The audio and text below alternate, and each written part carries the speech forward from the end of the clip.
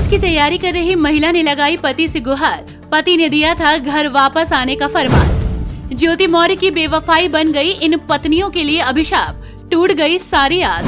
ज्योति ने तो एक पति को धोखा दिया और इधर हजारों महिलाओं की जिंदगी बर्बाद हो गई। वो रो रही थी, बिलख रही थी और पति से पढ़ाई की गुहार लगा रही थी। इस घटना को जान आप भी ज्योति मौर्य को देंगे पानी पी पी कर गाली। बेवफाई एक अकेली ज्योति मौर्य ने की और सजा पूरी नारी जाति को भुगतनी पड़ रही है। आखिर उन औरतों की क्या गलती जो बेचारी शादी के बाद अपने सपनों को साकार करने का सपना देखती हैं, जी जान से पढ़ाई में जुटती हैं। आज जो घटना हुई है उसने पूरी इंसानियत को कटघरे में खड़ा कर दिया है। ज्योति मौर्य अपने पति को धोखा देकर किसी और के साथ चक्कर चला रही थी, तो यहाँ एक और औरत अपने पति को परमेश्वर मानकर पढ़ाई कर रही थी, लेकिन अब उसे भी ज्योति मौर्य की बेवफाई का खामियाजा भुगतना पड़ रहा है।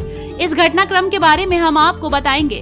उससे पहले आप हमें बता दीजिए कि क्या इस पति को अपनी पत्नी की गुहार स्वीकार कर लेनी चाहिए। आपको बता दें कि यह अनोखा मामला है जो बिहार के बक्सर जिले का है। यहाँ के मुरार थाना इलाके से अजीबोगरीब मामला सामने आया है।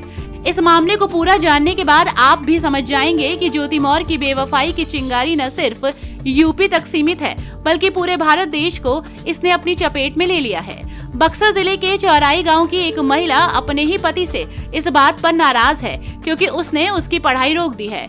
महिला इस संबंध में एफआईआर दर्ज कराने के लिए थाने भी पहुंच गई।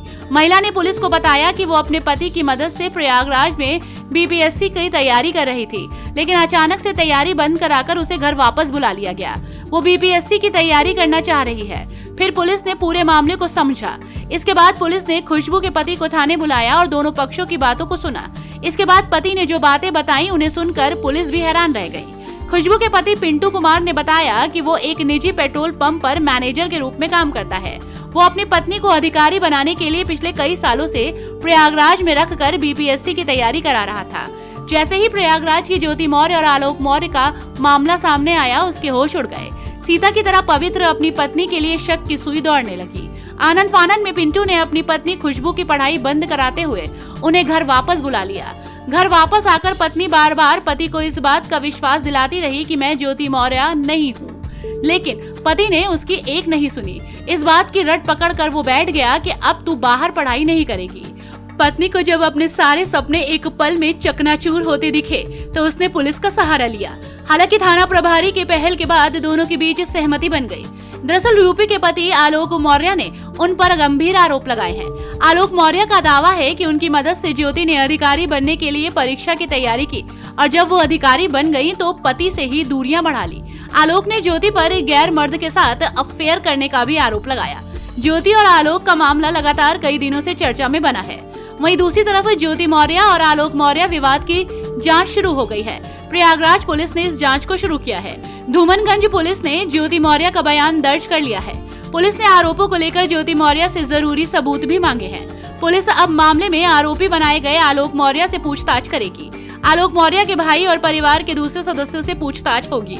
ज्योति मौर्य ने पति आलोक मौर्य, उनके भाई अशोक मौर्य समेत अन्य के खिलाफ मुकदमा दर्ज कराया है। ज्योति मौर्य ने दहेज के रूप में फॉर्च्यूनर कार मांगने का आरोप लगाया।